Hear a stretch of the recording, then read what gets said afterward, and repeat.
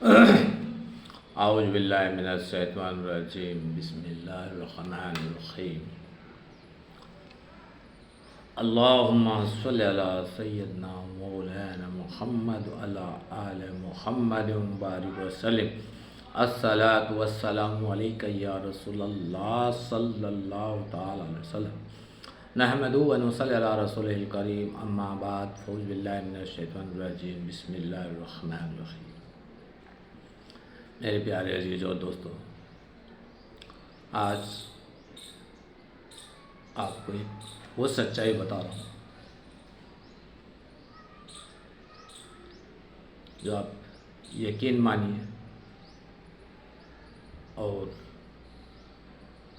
سکون کے ساتھ اپنے دل پہ ہاتھ رکھ کے سوچئے گا کہ آج ہم کس دور سے گزر رہے ہیں۔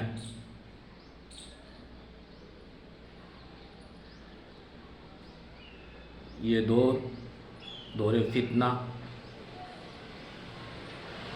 کا دور ہے۔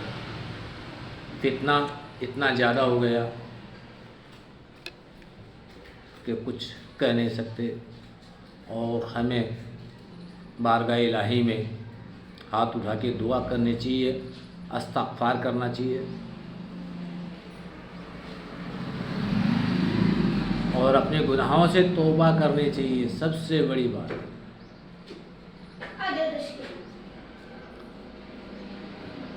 اپنے گناہوں سے توبہ کرنی چاہیے۔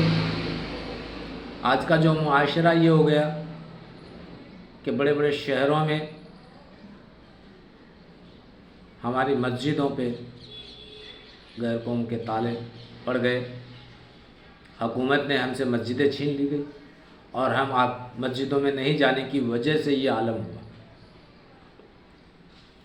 آج جمعہ کا دن ہے، نماز جمعہ کے اندر تو بہت سے نوجوان، بچے، بڑے، بزرگ سبھی ہوتے ہیں، مگر اس کے بعد میں عشر اور مغرب میں اور عشاء میں مسجد کی ایک شب بھی پوری نہیں ہوتی۔ اور آج کے نوجوان بچے کچھ گمراہیوں اور برائیوں پہ اتر گئے۔ برائیاں اس حد تک ہو گئی کہ وہ یہ نہیں سمجھتے کہ زنا خوری کرنا حرام ہے۔ زنا خوری کرنا حرام ہے، اور آج کے نوجوان بچے یہ کام کرنا شروع کر دیا۔ اس سے ہمارے دو نقصان ہیں۔ پہلا نقصان تو یہ ہوا کہ زنا خوری کرنا گناہ بھی ہے، اور دوسرا ہماری روزی میں تنگی بھی آتی ہے، پریشانی ہوتی ہے۔ اور زنا خوری کے اندر کسی نے نہیں دیکھا مگر رب العالمین دیکھنے والا ہے۔ وہ پوری رب کا، کائنات کا مالک ہے۔ وہ سب کو دیکھتا ہے کہ تم کیا کر رہے ہو، جھوٹ بول رہے ہو، چوری کر رہے ہو، زنا خوری کر رہے ہو، سود خوری کر رہے ہو، یہ سب حرام کاموں میں۔ آج مجھے بتانا یہ ہے کہ دوستو ایسی حرکت مت کرو، کیوں کہ ہماری قوم آج بدنام ہو چکی ہے۔ مسلمانوں کی قوم کرتا ایک ہے، بدنام ہم سب ہوتے ہیں۔ زنا خوری کا کام کرنے والا ایک آدمی ہوتا ہے، اور بدنام سبھی ہندوستان کے، پاکستان کے، یعنی ہر جگہ کے مسلمان بدنام ہوتے ہیں۔ اس لیے ہمیں کسی بھی، چاہے وہ غیر مذہب کی عورت ہو، چاہے مذہب کی ہو، آپ ہندوستان میں رہتے ہیں، ہندوستان کی بہن بیٹی جس کے ساتھ میں ہمارا نکاح ہوا وہی ہماری شریک حیات ہے۔ باقی چھوٹی ہے وہ ہمارے بچوں کے سامان، ہم عمر وہ ہماری بہن ہے، اور بڑی بزرگ ہیں تو ہماری ماؤں کے سامان۔ اس لیے ان زنا خوریوں کے کام سے بچو، اور موبائل اگر یوز کرتے ہیں آپ لوگ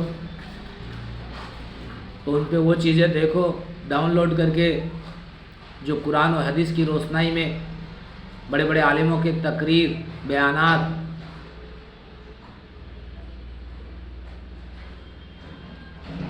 خطیب و امام کے خطیب وہ سنو، آپ کے دل و دماغ سے شیطانی وسوسہ دور ہو جائے، اور ہر لڑکی کو اپنی بہن بیٹی کا درجہ دو۔ میں آج یہ ہندوستان کے ان سبھی نوجوانوں سے کہنا چاہوں گا، چاہے وہ ہندو ہے یا مسلمان ہے، ہم سب بھائی بھائی ہیں۔ ہماری بہن بیٹی ان کی بہن بیٹی، ان کی بہن بیٹی ہماری بہن بیٹی، اس بات پہ زیادہ سے زیادہ غور کریں اور صراط المستقیم پہ چلنے کی کوشش کریں، ہماری مسجدوں کو آپ آباد کریں۔ پھر ایک ایسا بھی بہت جلد ایسا زمانہ آ جائے گا کہ آپ مسجد میں تو جانے چاہو گے، مگر آپ لوگوں کو مسجدوں سے باہر دھکے مار کے نکال دیے جاؤ گے۔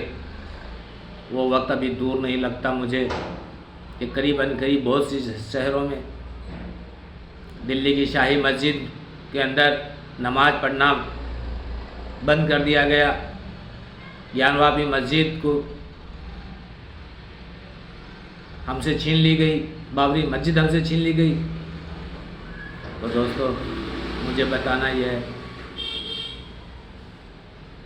کہ اگر آپ اپنی حکومت کرنا چاہتے ہیں تو آپ کو نماز کا پابند بننا ہوگا، قرآن پڑھنے کا پابند بننا ہوگا، اور ہندوستان کے نیم اور قانون قاعدے کو بھی ماننا ہوگا، اور آپ کسی بھی عرب کنٹری، ودیش کنٹری جہاں بھی جاتے ہو وہاں کا نیم کو فالو کرنا ہوگا۔